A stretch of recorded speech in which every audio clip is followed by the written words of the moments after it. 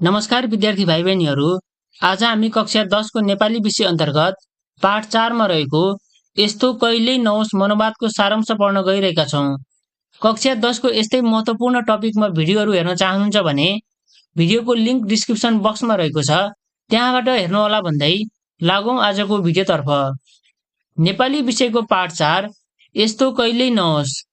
यस्तो कहिल्यै नहोस् नामक मनोवाद पाठले अहिलेको समयमा धेरै बढिरहेको एउटा ठूलो समस्या साइबर अपराध अर्थात् मोबाइल र इन्टरनेटबाट हुने ठगीको बारेमा बताएको छ।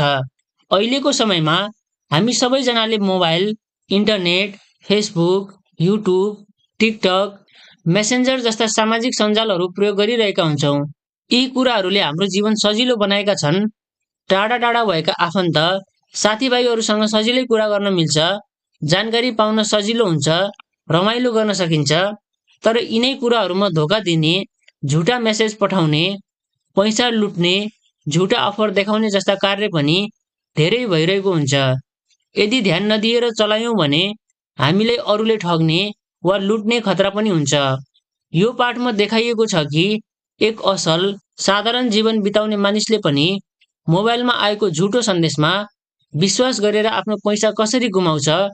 त्यसैले हामीले मोबाइल र इन्टरनेट चलाउँदा सधैँ सचेत र सावधान रहनुपर्छ भन्ने कुराको यस पाठले एउटा गहिरो सन्देश दिन खोजेको छ।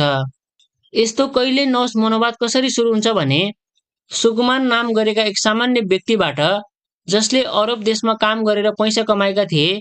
उनी इमान्दार छन्, मेहनती छन्, तर प्रविधिको क्षेत्रमा भने अलि कमजोर छन्। उनी काठमाडौँको बोहराटार भन्ने ठाउँमा बस्छन्। उनले आफ्नो जीवनमा भोगेका घटनाको कथा कसरी सुरु हुन्छ भने एक रात लगभग 10 बजेको हुन्छ। सुकमान खाना खाएर कोठामा आउँछ र बत्ती निभाएर ऊ सुत्ने तयारीमा हुन्छ।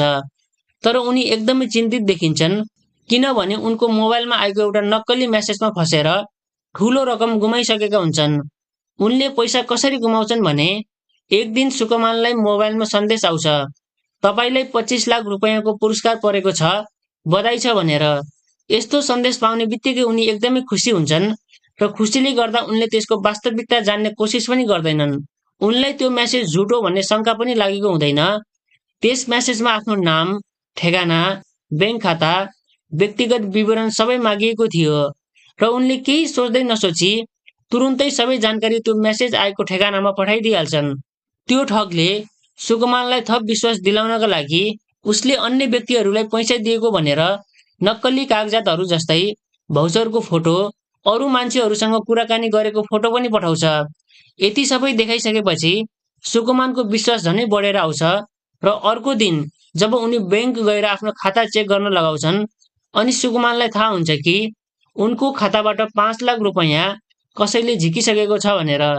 यो कुरा थाहा पाएपछि उनी निकै तनावमा पर्छन् र पछि त्यही ठगले यस्तो काम गरेको भन्ने थाहा पाएपछि उनलाई निकै पश्चाताप महसुस हुन्छ।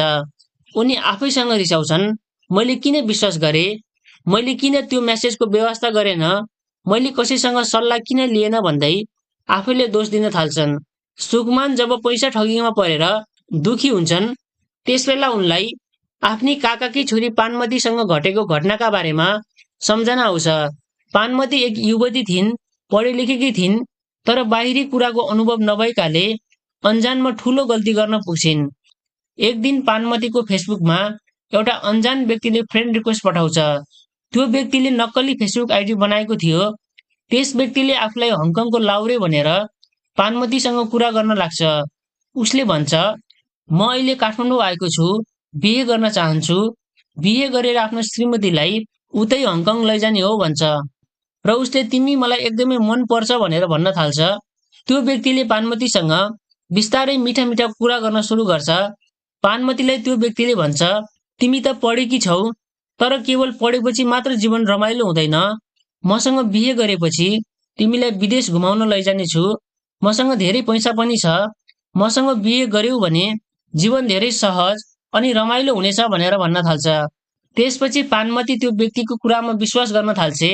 धनी केटा, त्यहाँमाथि विदेश घुम्न पाइने भनेर मक्ख पर्दै पानमतीले उसको कुरामा विश्वास गरेर बिहे गर्छे। बिहे गरेपछि त्यो व्यक्ति र पानमती हङकङ जानको लागि दिल्ली हुँदै सुनौली नाकातिर जान्छन्।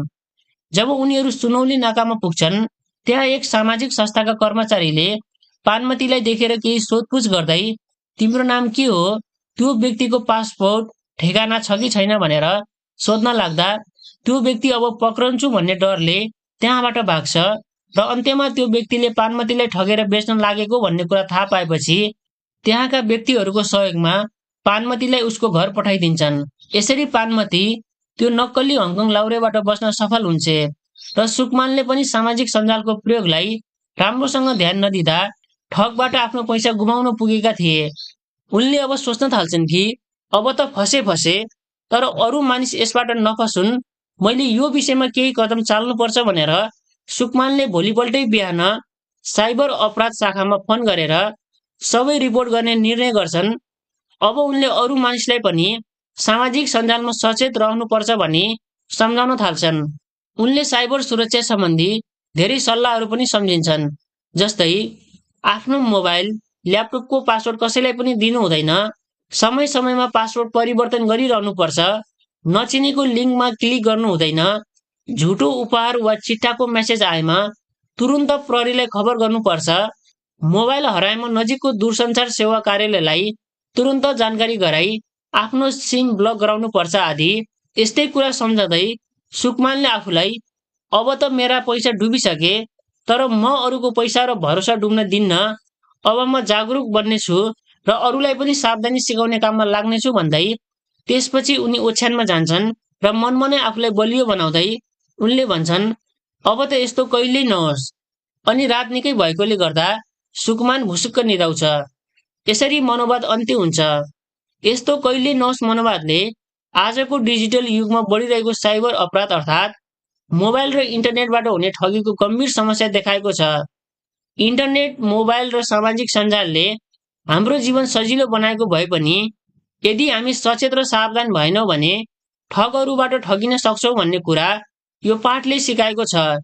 सुकमानले झुटो इनामको मेसेजमा विश्वास गर्दा 5 लाख रुपैयाँ गुमाउँछ, जसले देखाउँछ कि लोभ र हतारले ठूलो हानि गर्न सक्छ। त्यसैगरी पानमती पनि फेसबुकमा बनेको नक्कली व्यक्तिमा विश्वास गर्दा ज्यानकै जोखिम पर्छ।